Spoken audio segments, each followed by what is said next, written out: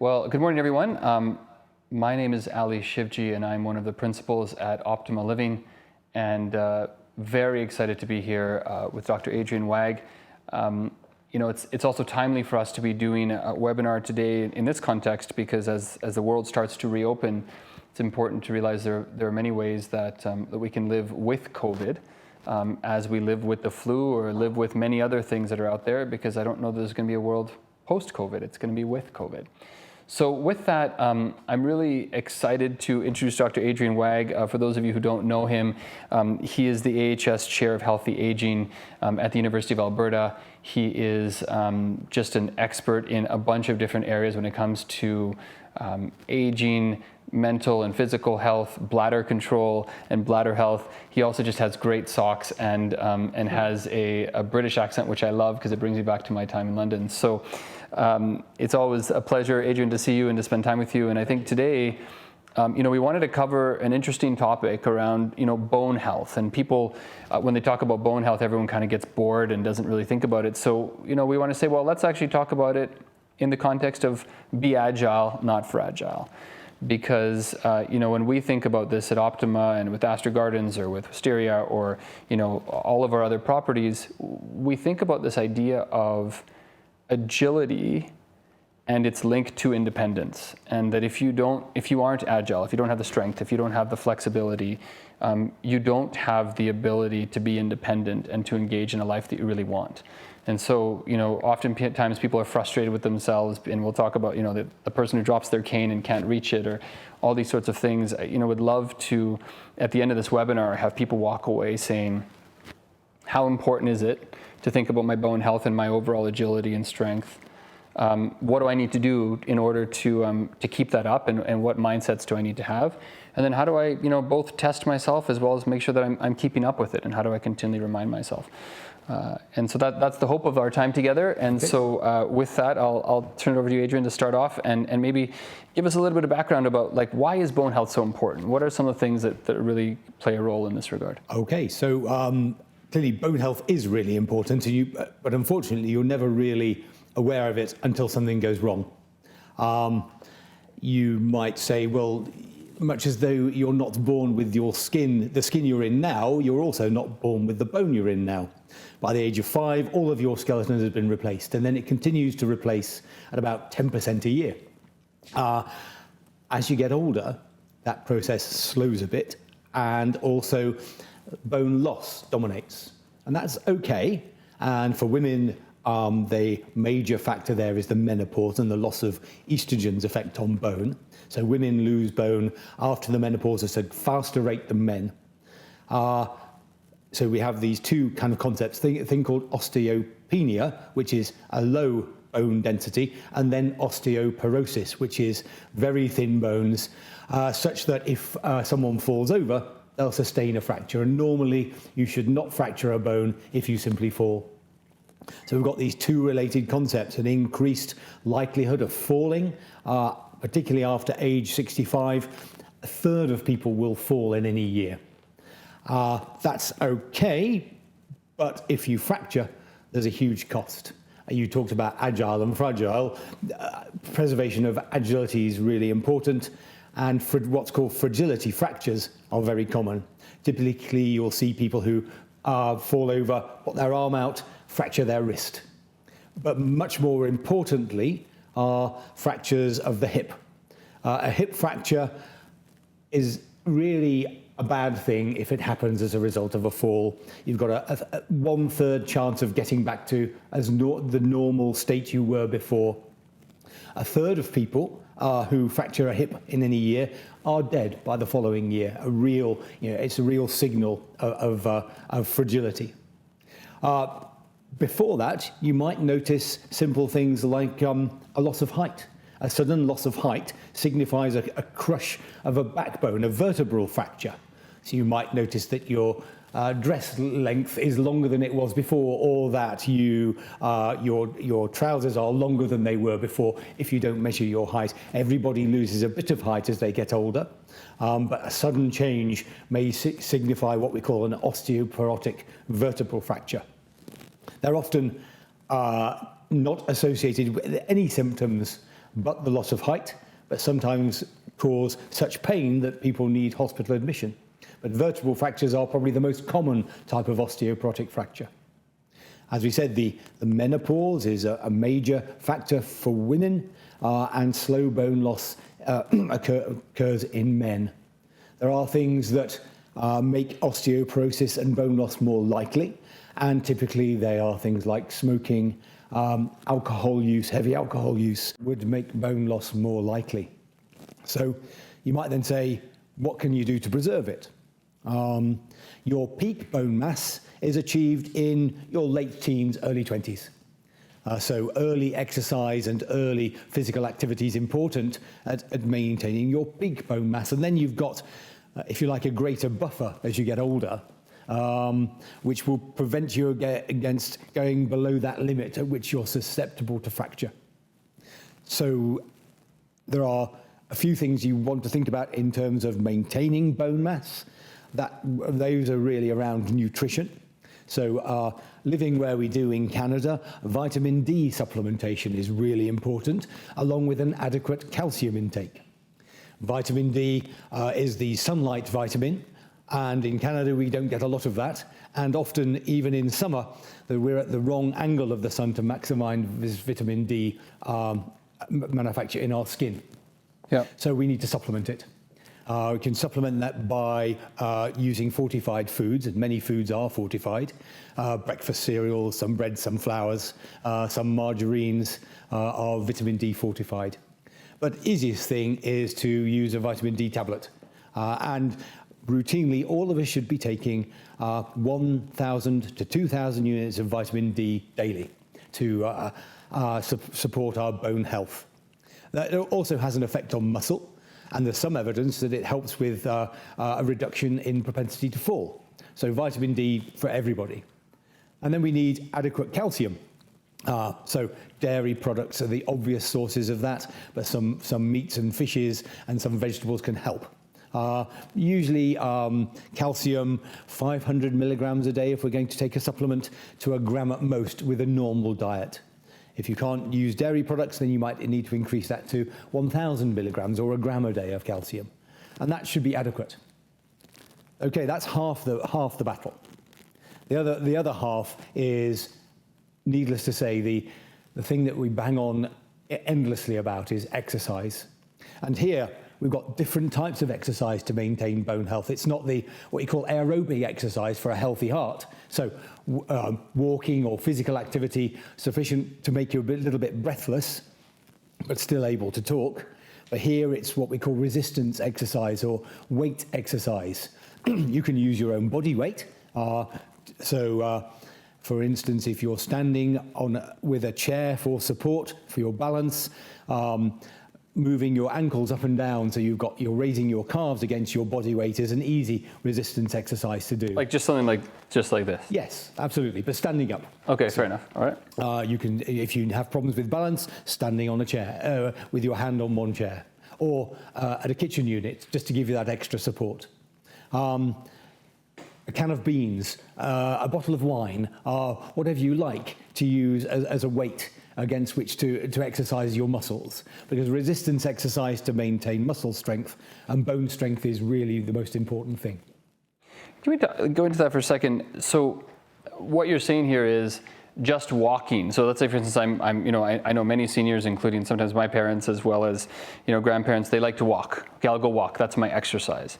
But the sense I get is that may be aerobic, but you need the strength building. You need to actually build that strength, and this is where you're coming in with like the can of beans, the other stuff. Like, is there exercises or places you would suggest people visit, be it websites or even just things that they should be doing to really look at what to do when it comes to build strength? So societies like Osteoporosis Canada have good exercise regimens. There are many there online exercises for seniors.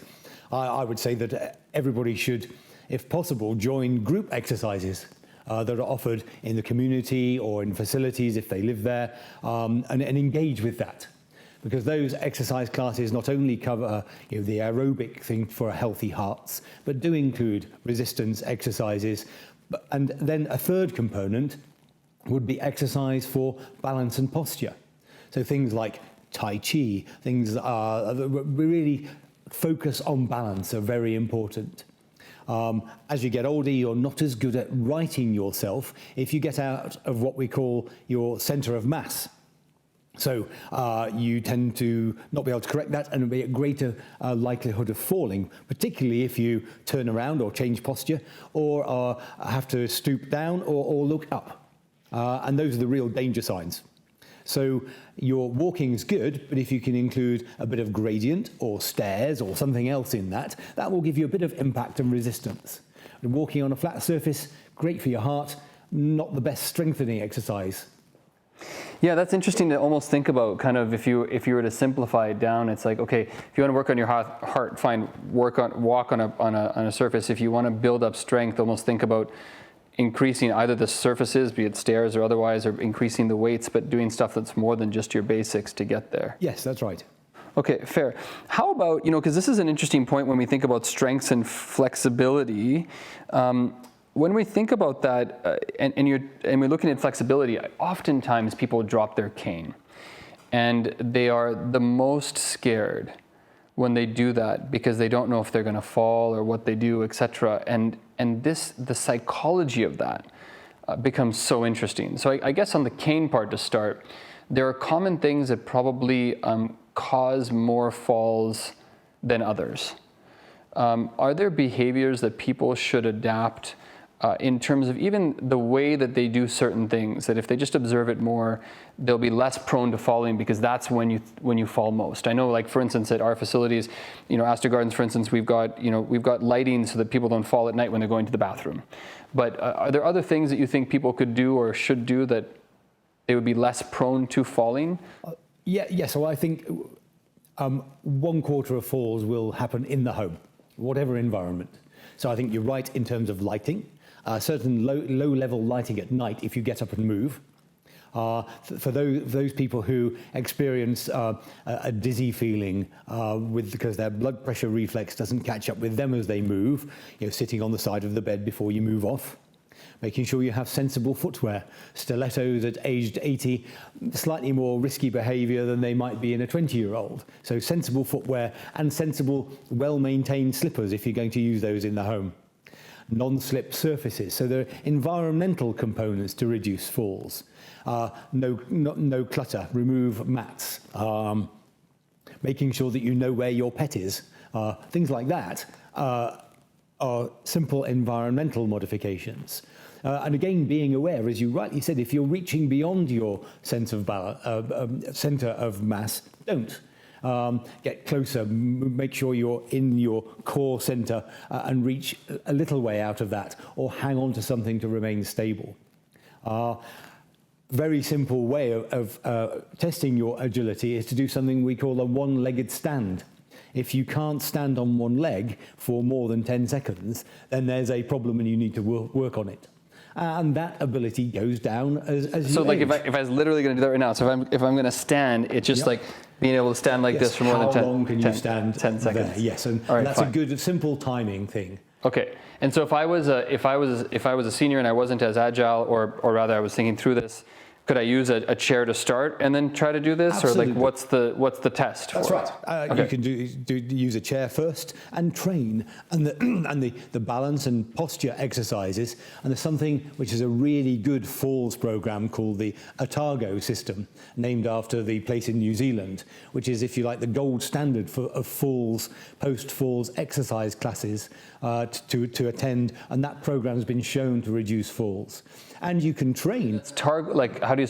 OTAGO, the Otago. Okay, OTAGO. Okay. So I go to the gym. I have a personal trainer. My one-legged stand is over a minute, but it wasn't when I started. So you can train this, and you can train this no matter how old you are. Yeah. Okay. And testing is an interesting one. Let's talk about psychology for a second, because I find that people often don't associate their agility with their independence, and they may think that, okay, I'm gonna stay independent for a long period of time, but I'm not going to exercise. I'm not going to eat healthy. I'm not going to do those things. I'm gonna have tea and toast, and that's about it. Where does psychology play a role in people's independence and effectively their agility versus being fragile? I think the first thing is the big thing you said. If you have fallen, there's this thing called fear of falling, and that can be as bad for people as the fall itself. So the reaction is stay home, become isolated, do less. The fear dominates things you do. Yeah. People adopt often what we call a shuffling type of walking, which is actually more unstable than large confident strides. So that becomes important. So fear of falling is the first thing. But you're right, people still view later life and retirement as, if you like, that's it, I've done my bit, I can just lean back, sit on a lounger, do nothing, drink tea and toast. Wrong. Actually, aging isn't for pussies, is it, folks? You've got to really have the perseverance and the willpower to get out there and do stuff. And being socially connected is all part of that. If you don't have those connections, then the motivation is often lacking. So you might need a pull as much as having your own push. If you've got perseverance and grit internally, then great, get out there and do it. But often people need that motivator by whatever means works for you. Could be a dog. The fear of falling, and having fallen before, you've got this fear. And how do you start to get over that? How do you start to get past that? Like any life event, it takes a while, and gradually getting confidence back. Most of my experience is typically in people in hospitals who have fallen and broken their hip, and it takes a considerable amount of let's just call it grit to get over that. You're dealing with the pain, the immobility, the consequences of the fall, and then slowly getting back to your normal sense. And people often think it's going to happen more quickly than it does. Even a wrist fracture or a pelvic fracture after a fall, you're looking at 3 or 4 months before you're getting back to some semblance of normal in terms of the physical function, and often the psychological effects might take longer. So it really does take a lot of determination and self-motivation to deal with that and get back to normal function. Yeah, and I guess just not giving up, and I think if you go to the Otago system or you go to other things, it's about making sure that even though there may not be resources that are there from the perspective of the government, I think it's important to not give up, right? Question for you here, what about joint replacements? So, okay, people may have fallen before, but then there's a ton of people who have had a joint replacement. I've had a hip replacement, I've had a knee replacement, I've had whatever, and then there's this sense and this desire that I need to be careful because of that. How would you advise people who have had joint replacements as to how to think through their... Well, again, I think after the initial precautions post-operatively, most of the recommendation is to try and get back to as much normal function as you possibly can, pain and stiffness allowing, and often people who need joint replacements don't just have the one joint problem. Arthritis is typically very common, but again, exercise to maintain joint stability and muscle strength is all part of dealing with that, and extremely important, along with suitable painkillers if pain is a major problem. I know that we're planning on doing some future coffee chats just on that whole topic of like exercise and agility and how we think through that, which will be super helpful for people, I'm sure. So we talked a little bit about supplements. We talked a little bit about this idea of strength and flexibility, and maybe to close off that part, is it inevitable that everyone loses strength? Like if Arnold Schwarzenegger just stopped working out at the age of 80 and just did nothing else, would he be able to preserve it, or does everybody lose it? Interestingly, bodybuilders have a bigger problem. They lose muscle mass far faster if they stop. But yes, we do lose muscle mass as we age, and our fat to muscle ratio changes. We can preserve it to a certain extent, and that requires regular resistance exercises to preserve muscle mass. Despite that, we will still lose it as we age. And that's why really resistance exercise and physical activity is really important. there's increasing evidence now that what we call sedentary behavior is extremely bad for health in terms of bad heart and stroke outcomes, blood pressure, obviously overweight, and all of those things can be combated by regular physical activity and avoiding sedentary behavior. We now even talk about having office workers making sure that they get up and move around regularly because we know of the adverse consequences of that. They say that sitting is like the new smoking, right, in that regard of like that. I'm not sure if it's that bad, but yes, you certainly wouldn't want to do both. Yeah. Doesn't mean you should go for a walk while you have a cigarette. Fair enough. I was going to say, okay, anyone who smokes or drinks alcohol, whatever, you can't sit. If you're doing both, then you're in trouble. Otherwise, yeah, quite. Don't smoke. Drink moderately. Keep active. That's Yeah, no, that makes sense. How do I when we think a little bit about the exercise that I'm going to be doing, do you have any suggestions about what people can do to stay safe while they're exercising? Well, and this is where I'd recommend most people to go and get at least an initial discussion with someone at a gym or a physiotherapist. If you've got other things wrong with you, you may need to modify the exercise you do. You may want to graduate the exercise you do. And a lot of people will go at it like a bull in a china shop, get completely demotivated because things don't go well and never return. But if you work into it and gradually train yourself, you get better success. And this is where the group session or the one-to-one initial session or assessment will really help. When I've been talking at other seniors' homes, we've even tried to encourage residents themselves to get together. And we have a group who got together with a nurse to start healthy aging classes. And they brought in a physio to advise everybody for the first time and then let them get on with it themselves. And they're doing brilliantly. So graduating the exercise and titrating it to your ability is really important and moving from there. And not expect to go and do 30 star jumps when you've done nothing for the last 10 years. That won't work. Yeah, no, and I think that makes a lot of sense. When we think a little bit about the weather in Canada, we talked a little bit, this like winter versus summer, I think people generally feel like, okay, summertime, I'm fine, I can go out and do stuff. Wintertime, what do I do?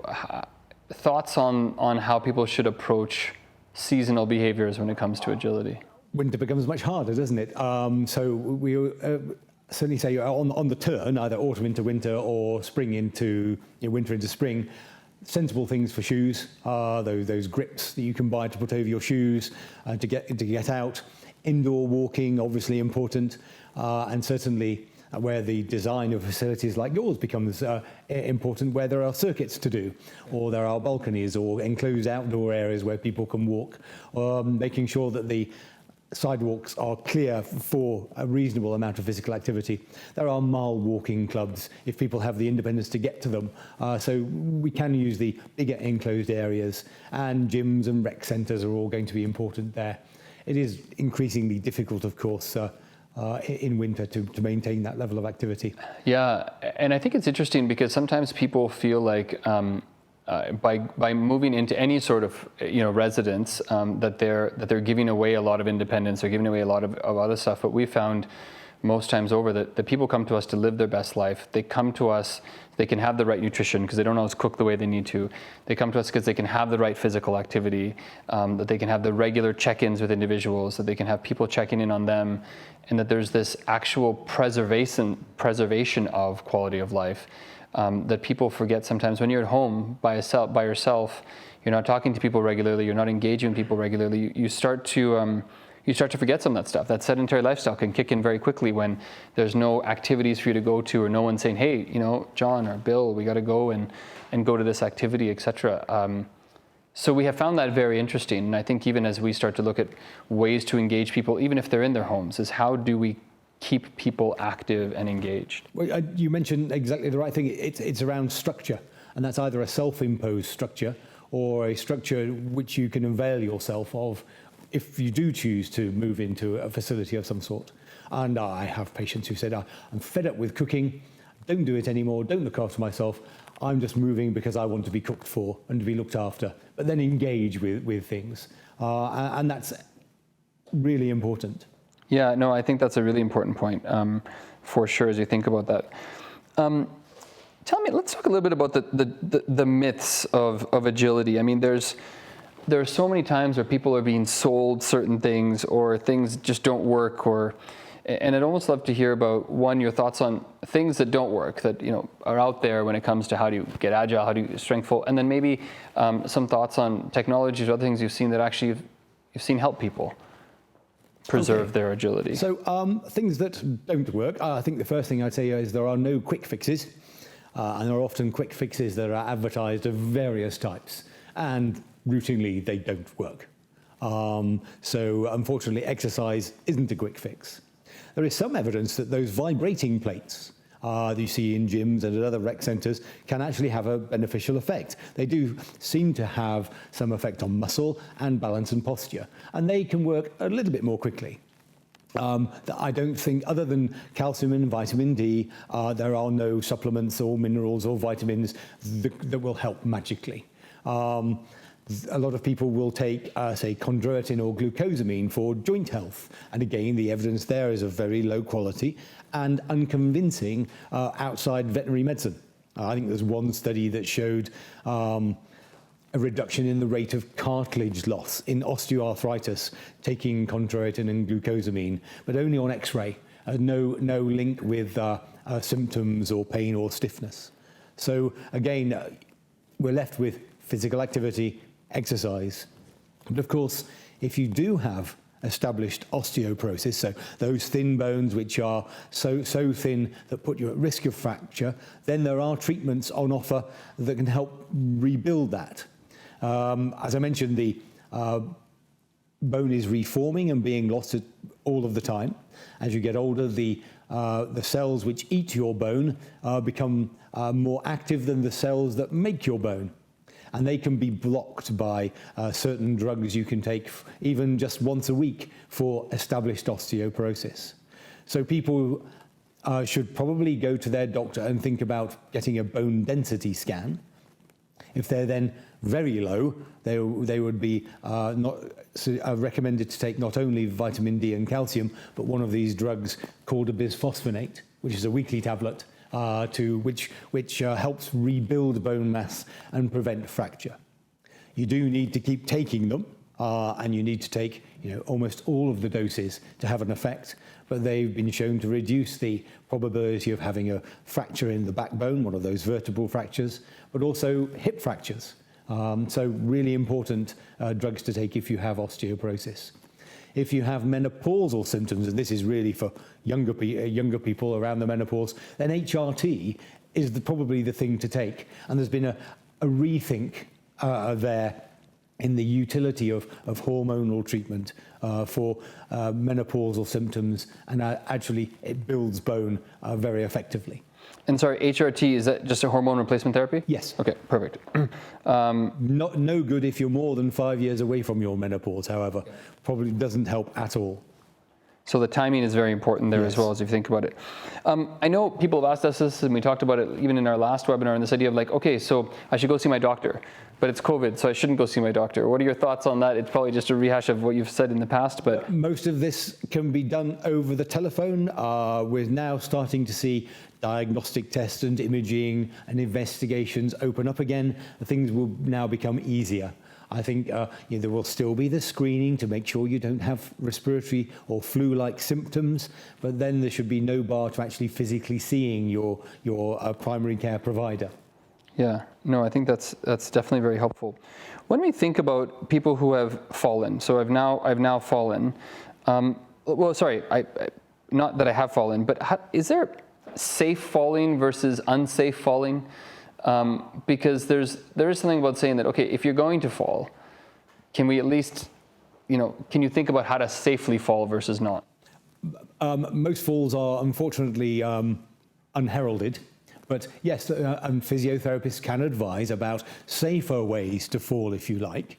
Falling on an outstretched hand is the typical thing that causes a fracture of the forearm here, called a Colles fracture, and that's you reflex, put your arm out to prevent yourself hitting the floor. If you fall in other circumstances, there are ways of protecting yourself from harm. Not my specialist area, but physiotherapists can help advise on that. More importantly, there are ways of teaching people to get back up again. And particularly if you're lacking in agility and are dependent upon someone else to pick you up or end up calling EMS, then that causes a problem. But there are ways to be taught to get up safely. And again, there are online resources for that, but physiotherapists, again, can help teach those things and can do as part of falls and balance and exercise classes. Well, it's interesting. With my daughters, we always say that if you fall, what do you do? And the first thing is we get right back up again. Yes. And it's this interesting thing, but I'm thinking about it in that context because it is just important, right? It's not only how you've fallen or if you've fallen, it's how do you get back up again, and hopefully you're not injuring yourself in that process. Yes, of course. Which could be just as bad. Or fall more than once should probably need to be checked out by a physician to try and address the factors that have led to that fall. Yeah. There are more sinister causes of sudden falls than just a simple mechanical or a trip, slip, or stumble. Yeah, no, I think that makes a lot of sense. I've got a couple last questions here, and then we'll open it up if there are any more from the webinar. But when you think a little bit about this idea, we've talked about strength, and you talked a little bit about like things like Tai Chi or yoga from a flexibility perspective, but how important is it to think of them both separately? So that, maybe there's three. There's aerobic, there's strength, and then there's flexibility. And those three, I feel, at least categorically, are different things. Do you weigh any more strength to one or the other, or should you view them differently, or do you view the whole concept of that differently? View them as a whole, actually. Okay. As you say, that strength requires, balance requires both good core strength, and strength requires resistance exercises, but you also need to be reasonably cardiovascularly fit to do them all. So it really is viewed as a whole. Undoubtedly, things like Tai Chi that just work on balance also require good core strength. We know that persistent practitioners of Tai Chi are at a reduced likelihood of suffering a fall. And that's likewise probably for yoga, although the evidence, I don't know the evidence as well, and probably even for Pilates. Good core strength is important. Yeah, it's interesting because I feel like as people start, as the baby boomers start to age more, and as aging becomes something that is more accepted as opposed to just discounted, the idea of someone doing Tai Chi, someone doing yoga, someone doing Pilates is no longer going to be something that's novel when someone over 65 does that. It should almost be commonplace because it's just as important, if not more important, for people to be doing these things. I think so. Our expectations of late life has changed. So I think we'll see more people engaging with things that 40-year-olds might have done when they're 60 plus. And we're seeing that the lifestyle and mannerisms and dress is changing as the baby boomers get older. Yeah. I think it almost serves itself to kind of spend 2 seconds on this idea of the psychological view of aging. It's more philosophical, but you're right that I feel like even when I was growing up, when I was younger, 65, like that's the end of the world. And now you look at it and it's like, I think there was a Time article recently that said that the babies that are born right now are going to live to 108 to 120. And so this idea that we're going to live, to the 90s or even closer to 100 is a very much a possibility. It's not planning till 65 anymore. It's planning to that later age. Do you have thoughts about what people should keep in mind about this concept of aging versus quality of life, or versus agility, or versus those areas? And how has that changed? Now, what should people almost call out as things have changed? Let's be really clear about that. Yeah.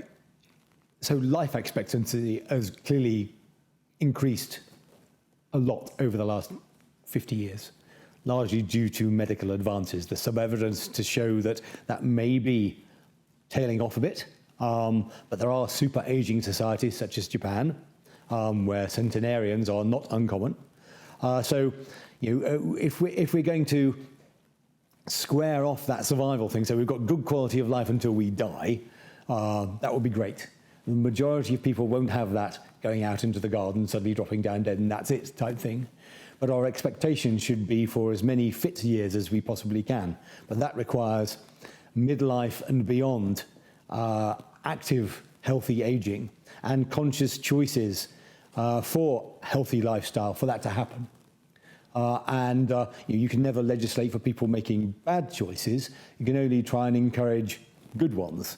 And so therefore, the kind of things we're talking about here become very important into our 60s and 70s and beyond, because if we're going to all live till our 85, 90th year, we want to make sure that those years are not spent miserable. So that's true for physical health and mental health, but also for financial health and stability, because we're going to have the wherewithal to enjoy that what we've gained. It's a question from the audience around kind of hip breakage. Seems to be a common thing, in terms of seniors falling. Why is it that hip fractures particularly are ones that are leading to so many complications further on, including, as you said, sometimes a third of people who have hip fractures may pass away within 9 months? Like, what is it about hip fractures that are so critical? Hip fractures themselves may be a consequence of, we said, frailty and fragility. So therefore, those people that fall and break their hip may have many other things wrong with them. That would be the first thing that would lead to the worse outcomes with the hip fracture. And these would be for emergency hip fractures, not planned hip fractures for osteoarthritis.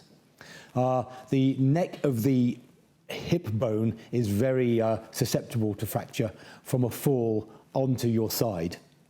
And that's why they're common, essentially. It's one of those things we call a fragility fracture associated with osteoporosis. You can protect yourself, not only with exercise and treatments for osteoporosis, but there are on the market hip protectors, which if you wear them, do prevent hip fracture because they dissipate the force as you hit the floor and protect that very fragile neck of your femur from fracture. I've seen there's this belt, I'm not sure if you've seen this, that has an airbag in it. Right. So if you fall, it actually activates an airbag, so it like protects you from that perspective. Yes. So there are technologies out there that... There are other things which are shaped polypropylene shells, which go into pouches on underwear. You wear them and they make you look a little bit more curvy, but they're there too, and they work. The problem is that people don't like wearing them, and the knickers are quite difficult to manipulate if you need to go to the toilet in a hurry. Yeah, no, I can understand that. That can be could be difficult for sure. I'm just looking at this idea of kind of like sometimes there are tracks. I'm looking at a question here around there are tracks that can be added to running shoes to walk on ice. Does this create a false sense of security? And should people be careful about when and how they walk on ice? And I know you talked a little bit about some things, but are there parameters that you would give people when they're thinking about walking on ice? The answer is yes, you do need to be careful. Having those grips, those metal grips or crampon type things that slip over your shoes, good idea. Shoes are not very good at grip. And there's a chap that works at the University of Toronto Rehabilitation Centre who has a shoe testing a lab where you are on a gradual incline and measures the degree of incline at which shoes slip. And they're not very good. Even those ones that are advertised as being more grippy would take a sub 10 degree incline to start slipping.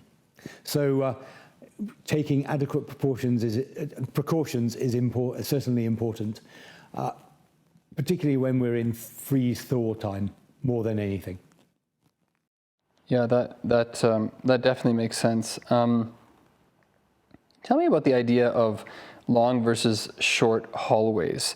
It's interesting because for us, and particularly when we think about the design of engaging places, we've thought a lot about this idea of shorter hallways. But what are your thoughts generally about longer versus shorter hallways and how people should approach them? Because I do find that people can fall, people can get tired. There's a whole bunch of stuff around that. But do you have any thoughts on kind of this idea of hallways and how one approaches them or how one should think about them? Well, I think for those people with limited capability or exercise endurance, as long as you have rest stations or places where people can stop or sit, or if they have walkers with seats, then long hallways aren't a bad thing. I think a circuit is a good thing for most facilities. I'm clearly not an expert in residential facility design, but I'm sure I know there are architects who do specialize in that kind of thing. But I think if you're able to exercise and exercise is encouraged, then having the wherewithal to do that in any facility is clearly important, as much as having exposure to the outdoor environment is important. Yeah, no, absolutely. I'm just trying to see if there are any other questions. Otherwise, I know we've covered a lot, so I almost want to just go back and maybe summarize it, and then we'll see if there's anything that comes up. But I know that we started off today talking a little bit about this idea of understanding what is agility versus fragility, understanding some of the things that are very important, including some of the risks, right, in terms of a hip fracture and how that can actually be a very, very difficult thing for people if they're not careful, as well as deadly implications. That something like as simple as a loss of height could actually indicate that you had some sort of fracture, and that it's important to check those sorts of things or look at those areas. We talked about risks, smoking, heavy alcohol use, that all of these things together can really start to increase your level of bone, your strength of bone and how it can actually get reduced. We talked about the fact that your peak bone mass is done in it really kind of comes up in around your 20s, and that in order to maintain that, there's nutrition, there's also exercise. And on the nutrition side, we talked about making sure that people eat healthy and a good balanced diet, that they have enough vitamin D and calcium in their diets. You could get that through fortified foods, but from a vitamin D perspective, it seems like vitamin D is this thing that people should have for everything, be it 1,000 to 2,000 units a day. But just making sure that they're intentional about that. We talked about calcium and the fact that overall from a calcium perspective, people should probably have between 500 milligrams to even a gram a day, but to really think about that as part of their overall nutrition. We talked about exercise, and we talked about the fact that ultimately exercise can be broken into these three categories, right? There's this resistance and strength training, there's aerobic, and there's also kind of the flexibility and core strength. And that all of those things together are so important, but we can't just do one versus the other. We can't just be aerobic and not have, some sort of resistance training. We can't not have core strength. And so, do those things properly, be it, the Tai Chi, be it even just using, cans in the right way, but go out, look at different options, and be intentional about it, be it looking at the Ortego system or other things, Ortego system. And I think we'll put up some links on different ideas of how people can stay agile and engage from an exercise perspective. We talked about things that people can do, and that in their house they can look at stuff from like lighting to having sensible footwear, looking at well-maintained slippers, looking environmentally at your overall residence and looking at mats or other areas, simple things like knowing where your pet is. And maybe it's a bell on your dog or otherwise, but that could be a huge area if you're not careful. Or just being sensible about what your core center is and where you may be out of your comfort zone. Sometimes it's easy to be out of our comfort zone in a social sense, but what does it mean to be out of your comfort zone from a physical sense, and making sure that people think about that. We talked about this New Zealand system, which we'll definitely get some more information on. We then kind of went into this idea of the psychology, and that the psychology of falling, maybe you've fallen before, maybe you've replaced a joint, but for sometimes this psychology can be just as difficult as not a balanced diet or other things. And how do we make sure that people are engaged from a psychology perspective? How to make sure that even if you've fallen before, you don't let that fear of falling dominate. You don't want to start shuffling, for instance. You don't want to start doing those things, but that it does take a while to regain that strength, regain that area. It takes focus, it takes grit, and all of those things take some time. But as you said appropriately, aging is not for the weak, right? It's not, and all of us have to think about that and be intentional about it. We talked about the fact that everyone loses muscle mass as we age. In fact, sometimes if you're a bodybuilder, you may actually lose it a lot faster than others, but that we should be important about that, and that a sedentary lifestyle can be deadly, and we have to be, again, conscious about that. And that when we're thinking about exercising, let's stay safe, let's ask for help. And I think we'll even think a little bit about doing some future sessions on the idea of getting someone in to help us do some healthy exercises and healthy ways to do that. We talked about the winter and summer, be it the types of things we'll put on our shoes if we're out in the winter, be it looking at, senior living communities that allow people to have some of those extra things, be it the pools, the gyms, the food, but basically making sure that you actually have a structure to your life. It may be self-imposed, but it may be something that's in a community-based environment, but something that allows you to have structure that gets you out, gets you doing those things that are regularly there, that are maintaining your quality of life. We talked about myths. We talked about the fact that there are no quick fixes, and that anything that's sold as a quick fix to increase your strength, agility, or flexibility is probably not worth trying. But that there are certain supplements that may help you. There are certain things like maybe even those vibrating plates, which I have seen, and I tried to once do a push-up on that. It's not easy at all, but it's interesting because it's one of those suggested activities for those vibrating plates. But ultimately the fact that, look, your bone density is what this all comes down to, and visiting your doctor regularly, looking at and getting bone density scans, important to understand where and how your bone density is. And then also, if you're around a menopausal area, looking at a hormone replacement therapy may actually be a really good idea for you, but to understand it in context, because if you do it in the wrong timing, it probably isn't helpful. We talked about safe falling. Teaching people that it's just as important to understand how to fall safe as it is to get up again, to be able to be taught about how to get up again and how to get up safely. Talked about the fact that like hip protectors and maybe some other technologies out there may be helpful so that if you fall, you don't hurt yourself. And then, we kind of got into this idea that ultimately we are all aging and we are going to be living longer. So let's start to think about the good choices we can make from now and regularly as a regular step that we're doing as opposed to one-offs. We talked about hip fractures and why they are so important because of the fact that they sometimes can be symptomatic of other things, but that also they are crucial to mobility. We answered some questions around shoes and what they should have on them, because even the most grippy shoe may not actually be that grippy, particularly at times where there are transitions in seasons. And then we talked about the fact that ultimately, long hallways are short. Ultimately, let's make sure that people have good circuits, that they're engaging properly, and they are being intentional about how often they walk and what they do. So that's what we covered. There's a couple of questions that came up as we were going. So if you don't mind, I'll spend a couple minutes doing that. There's also things I forgot. Of course, go ahead. Sight. Good glasses. Good glasses. Regular sight checks. Get your cataracts done if you've got them. Both of those have been shown to reduce fall risk. Yeah, sight is definitely an important thing for sure, and I can see that. A couple questions here about how do you coordinate my mental strength with my physical strength? So my mind says I can do it, but I can't. Or my mind says I can't do it, and I can. Thoughts on kind of how people should think through that? I don't think there's an easy answer to that. Fair enough. I think if you've got good mental grit, then to do what you can and to gradually test yourself. If you're physically able but haven't got the mental frame, then get help and work with people that have to pull you along, I guess. I don't know if there's an easy answer. No, and I guess the other part I'd say there is that if someone thinks they can do something, maybe start off slowly. Yes. Like try it first and try to kind of do it in a supervised way to start off to make sure you're not pushing yourself too far, but then maybe also measure on a regular basis where you are, right? I mean, just like they say you should have a gratitude journal, maybe you should have a journal of the things that are important from that perspective.